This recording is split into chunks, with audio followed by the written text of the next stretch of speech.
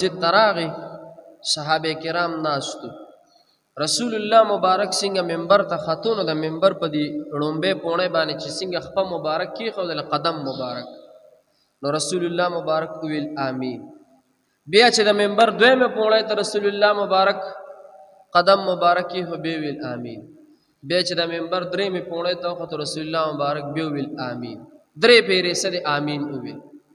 او چې کله رسول الله مبارک دا تقریر نه د واعظ او نصیحت نه فارغ شو چې د منبر نه راکوشو صحابه کرام ورته رانږدې شول وی حضرت تاسو خو نن یو نوی عجیبه غونډه کار وشو.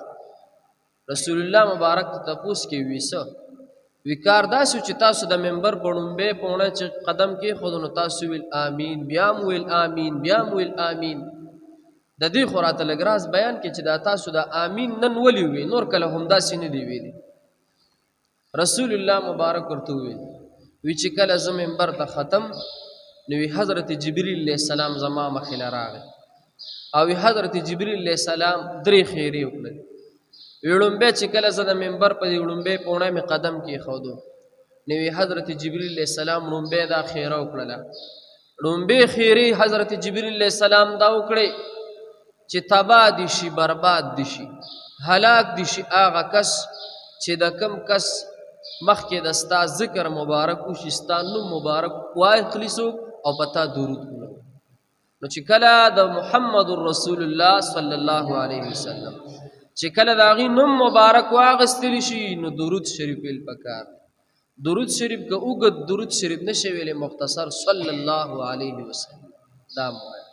نو حضور علیہ السلام وی چې ما د منبر پړومبه پونه چې قدم کې خو نو حضرت جبرئیل علیہ السلام دا خیره وکړي او ما ویل چې آمین. الکه خیره چا وکړي حضرت جبرئیل علیہ السلام او آمین به چوي رسول الله مبارک. حضرت جبرئیل علیہ السلام د الله پاک مقرب فرشتہ ده د فرشتو سردار فرشتہ ده هغه فرشتہ ده چې پیغمبرانو ته به سرول وحی به وروړل دا الله جل شانه د طرف نه احکامات به پیغمبرانو ته وروړل او حضرت جبرئیل علیہ السلام خیری کړی دي رسول الله مبارک په آمین ویلي.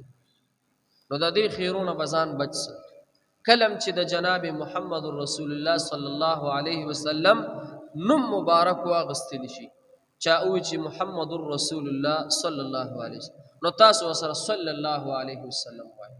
علماء وی چې کله د رسول الله مبارک نوم ذکر شي محمد رسول الله صلی الله علیه وسلم نو چې یو کس ویل چې محمد رسول الله نو چې چا اوریدل نو په اوریدونکو باندې درود شریف ویل واجب شو. خامخا به درود شریف وي او تاسو هم اوریدل چې حدیث کې سي حضرت جبرئیل علیہ السلام خیری خدای دې د دې خیرونه بچو ساتي.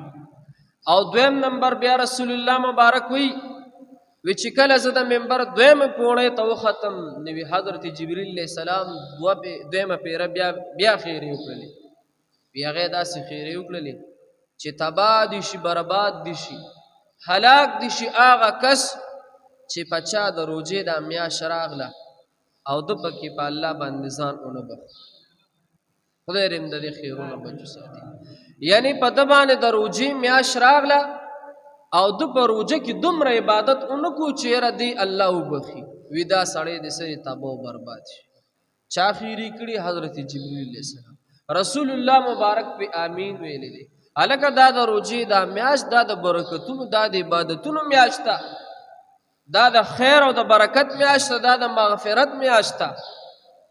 نو رسول الله مبارک وی چې حضرت جبرئیل علیہ السلام ویل چې تباہ او برباد دي شي هغه کس چې پچا د روزې میاشراله او دې په دې روزه کې دومره عبادت اونې کې چې دې په الله ځان وبخي.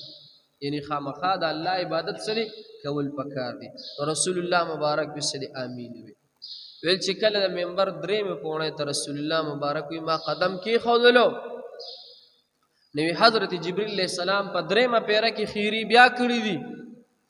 ویل هغه درېمه پیره خیری سدي ویل حضرت جبرئیل علیہ السلام ویل چې تبا دي شي برباد دي شي هغه کس چې د چا مور پلار ژوندۍ وي او د خپل مور پلار خدمت اونکي ځان په جنت ته داخل نکي.